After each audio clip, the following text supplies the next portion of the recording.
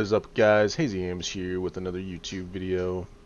This is my follow-up video to my Sorcerer build that has been evolving quite a bit recently. Video is a little later than I expected it to be released, and I apologize for you that have been following this evolution. Unfortunately, I have succumbed to the Meta King. I have switched into Blizzard Source. Excuse me again, I'm still fighting a cold. Seems like it's never going away, but it also could be allergies, so I apologize. But like I was saying, I have fell victim to the Meta King, which necessarily isn't a bad thing. I mean, I played meta in, numerous other games. World of Warcraft, Diablo 2. Never really got into the meta builds in Diablo 3 until towards the end of my playing time in that game. But even that game, I got into the meta. It's not a bad thing. I just always like to try out my own personal ideas and builds. And then once I hit a plateau where I feel like I can't go up any higher in difficulty, then I go to Blizzard, which has helped me get further into Nightmare Tiers. But now I have to go through the struggle of leveling up all my glyphs that I didn't have leveled because I was fire. So I'm still working on leveling my glyphs. Leveling my glyphs all the way. Yeah, my highest one is a 12 in the ones that I need. But without further ado, let's go over the build. So this is the Blizzard Source. As far as talents, there's really only one that you can sub out as far as I know. And that is Ice Blades for Ice Shards. I think it's Ice Shards. Yeah, Ice Shards. I guess Ice Shards is used for speed running with the Blizzard build if you want to clear the dungeon a little faster. I like Ice Blades because 20% of enhanced Ice Blades cooldown reduction is applied to your other skills, which is nice. Ice Blades cooldown is reduced by 0.5 seconds each time it hits a vulnerable enemy, so it just helps with my cooldown times. And I like that because then I can cast more teleports, Frost Novas, Ice Armors, and Flame Shields. So, skill 1 you're going to run is Flame Shield, then Ice Armor, Frost Nova, Teleport, Ice Blades, Blizzard. I'm going to link the build in the description on YouTube so I don't have to go over everything. I will just kind of run down my gear that I'm currently using, as well as the basic skill tree, but you can find this stuff down in the link from Maxroll. Great website, great source of information to use for builds and other things. I'm not affiliated with them, but I've used them in the past for Diablo 2 and other games, and currently this game. So let's run over the gear first. Nothing too crazy. To have the best setup with this build, you do want this unique chest piece. This is the best chest piece and slot that you can have for this build. Obviously mine could be better, but I haven't found a better one yet. But after using teleport, close enemies are pulled to you and stunned for 2.4 seconds, but teleport's cooldown is increased by 20%. That's great because what we do with teleport here is we take the enhancement. After teleporting, you gain 30% damage reduction for 3 seconds, and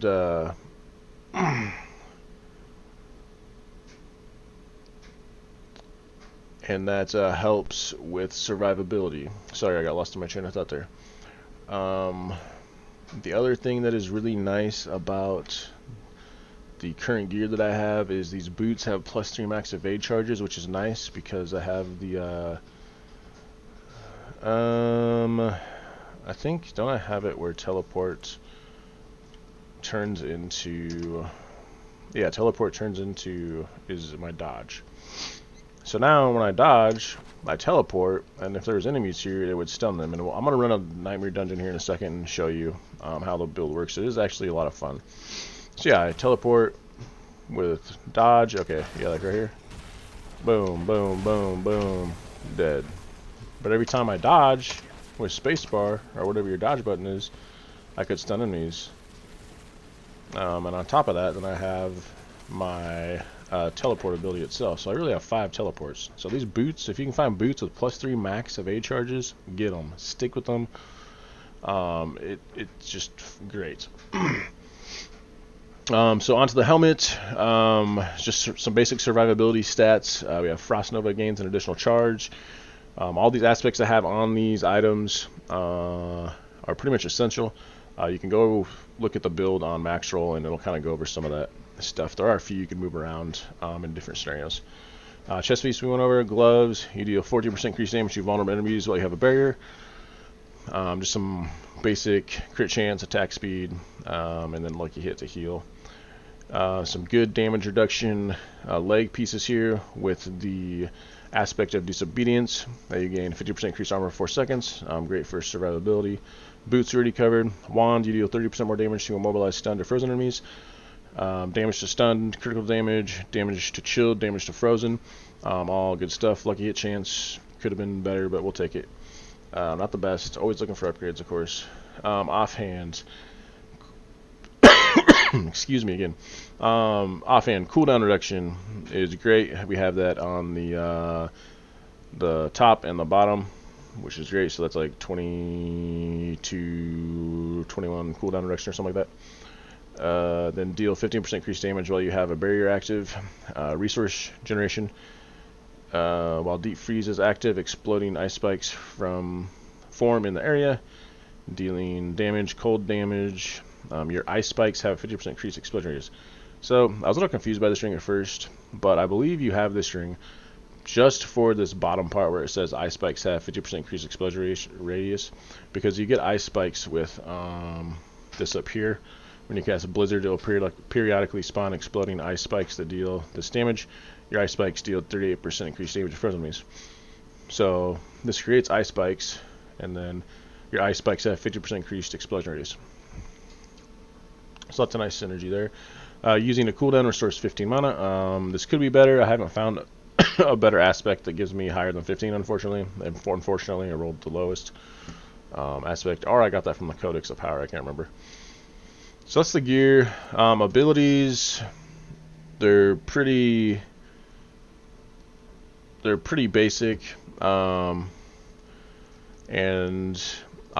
shouldn't say they're pretty basic, but I'll link them in the description, and that way you can kind of go over them more in detail. Because it is a very, it's kind of interesting where you put some of your points in this build. I'll just kind of run through, just kind of like this real quickly. I'm not going to go over every skill. I know I said I was going to, but this video is already getting kind of long, and I do want to show a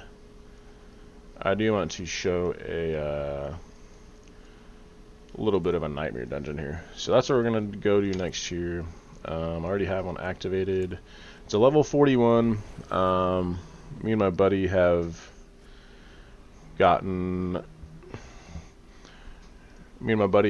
up to I think a level 45 or 46 or something like that.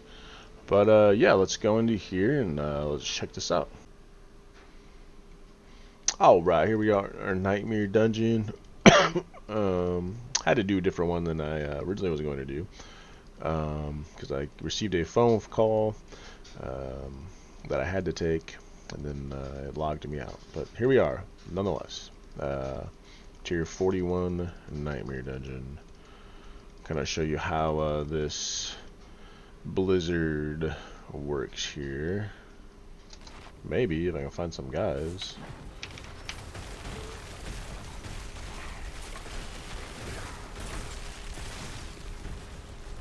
So yeah, do some decent damage, that's for sure. Nothing crazy though, really. But I do need to get my glyphs leveled up. Like, I don't even have a glyph that I'm using right now that's level 15 because of the respec. And the respec really wasn't too terrible, except for I think it was about 4 million gold, and then about an hour in my inventory and skill and paragon boards. Yeah, so you can see tier 41's pretty good. This is definitely higher than I was with my fireball build by about 6 or 7 levels, I think. Yeah, I think 7 levels. So pretty happy with it. I can't wait till I get some of the glyphs at least to level 15, and then I'm hoping the build will kind of really take off. As well as I want to get a new chest piece. So I mean, there's a 400 and some thousand crit right there. I'm pretty sure I saw.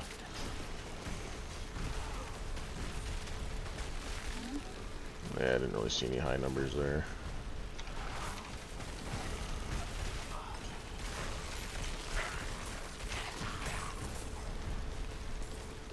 Pick up this bloodstone.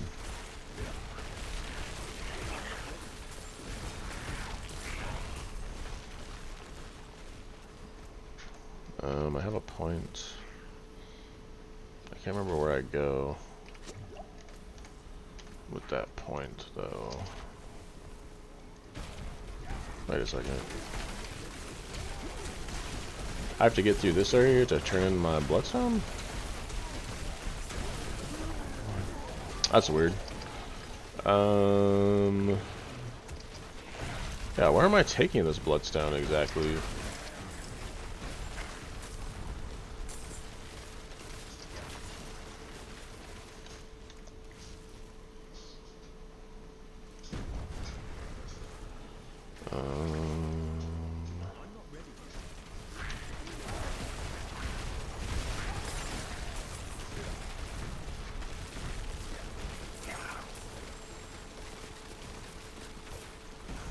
So yeah, this is the Blizzard build, man. It's solid, it's fun, I like it. You know, it can be just zooming around, teleporting,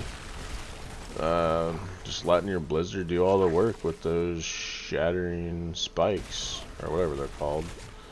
I don't think they're actually shattering spikes. Ice spikes? What is it? Ice spikes, yeah, your ice spikes. Shattering was something else. Okay, so here's one. So does that mean the other one is like way back? It's probably way back here somewhere. But let's see. Video's getting a little lengthy here, so I'm gonna go ahead and end it. Like I said, the highest that I've ran with my buddy who's a rogue, I think we got up to like a 47, maybe a 48, kind of comfortably. We haven't been playing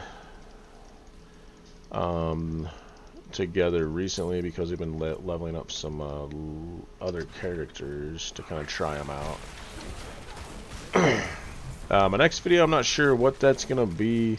Like I said, I do want to do a kind of full review of the game, like going over everything as far as graphics, story, gameplay, classes, and then kind of what I think about the potential of this game.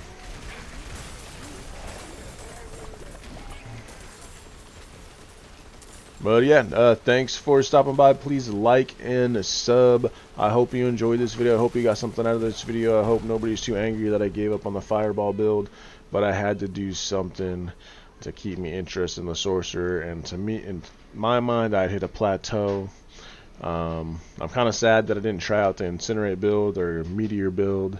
Those builds look kind of viable and fun as well, but I am glad that I went with Blizzard. It is a lot of fun, guys. Much love. Have a good night or day wherever you're at in the world. Catch you at the next one. Later.